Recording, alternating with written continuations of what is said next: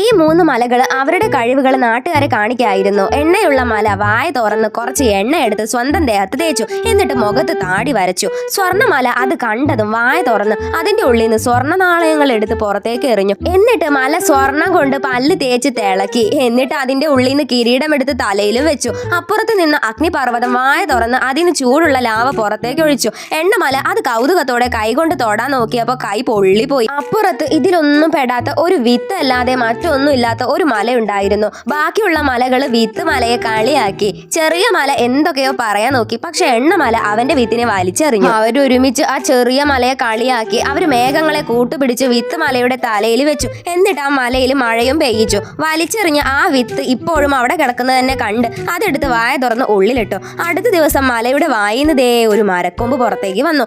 ബാക്കിയുള്ള മലകള് വിത്ത് മലയെ കളിയാക്കാൻ തുടങ്ങി. കണ്ടില്ലേ, അവൻ ദരിദ്രനാണ്, അവന്റെ കയ്യിൽ കൊമ്പുകളല്ലാതെ മറ്റൊന്നുമില്ല എന്ന് പറഞ്ഞു. പക്ഷെ അടുത്ത ദിവസം ആ 3 മലകളെയും വിത്ത് കൊണ്ട് മൂടി. സംഭവം എന്താന്ന് വെച്ച് കഴിഞ്ഞാല് വിത്ത് മലയിലെ വിത്ത് മഴ നനഞ്ഞ് വലിയ മരമായി മാറി. അതിന്ന് വിത്ത് വീണതാണ്